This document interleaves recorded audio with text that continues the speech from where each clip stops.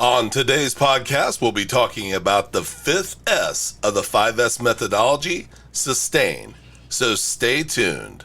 Welcome to Warehouse Safety Tips. If you're a seasoned vodcast viewer, this vodcast is going to be different from most that you watch.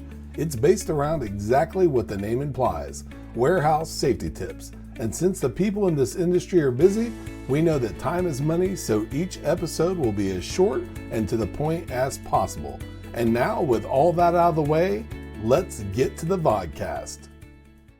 Over the last couple of weeks, we've been taking a bird's eye view of the 5S methodology. Here's a quick wrap up of what we've covered so far.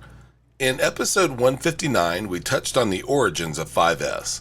In episode 160, we covered sort. As it applies to 5S, sorting involves going through your work areas and facility and determining what's essential and non-essential.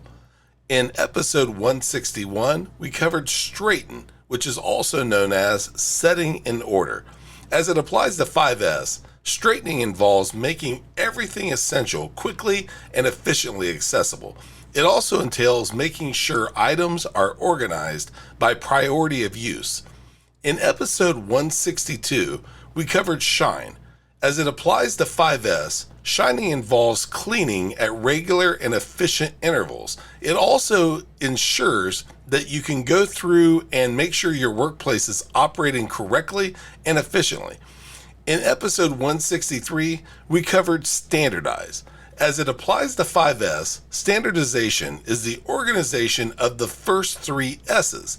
It takes sorting, setting in order, and shining, and puts systematic routines into place, ensuring that all three are implemented most safely and efficiently. And that brings us to this week. Today, we're covering the fifth S, sustain. Sustaining as it pertains to 5S is the practice of self-discipline by staff. Last week, when covering standardization, we stated that it was the organization of the first three S's.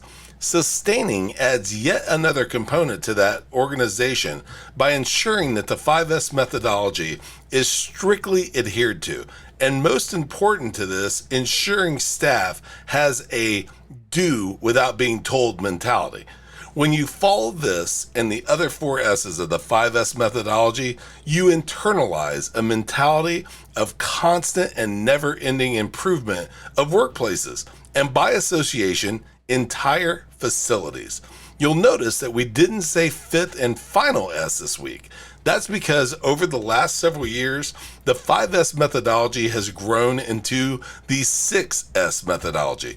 And so next week, we'll be talking about what makes that sixth S, which is safety. So stay tuned.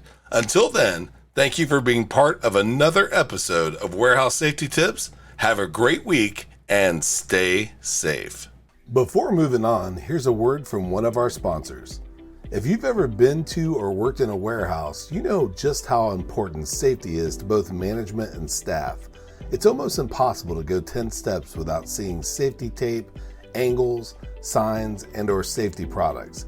It's these items that show us how to be safe and avoid danger in the workplace.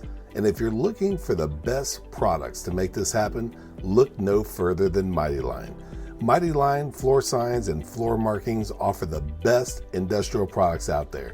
We're proud to have Mighty Line as the official floor sign and floor marking company for the Warehouse Safety Tips podcast and site.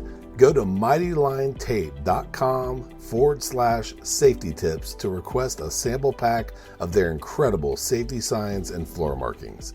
We hope you enjoyed this episode of Warehouse Safety Tips. If you visit warehousesafetytips.com, you'll find the show notes for this episode and access to all of our blog posts, previous podcasts, advertiser information, and much more.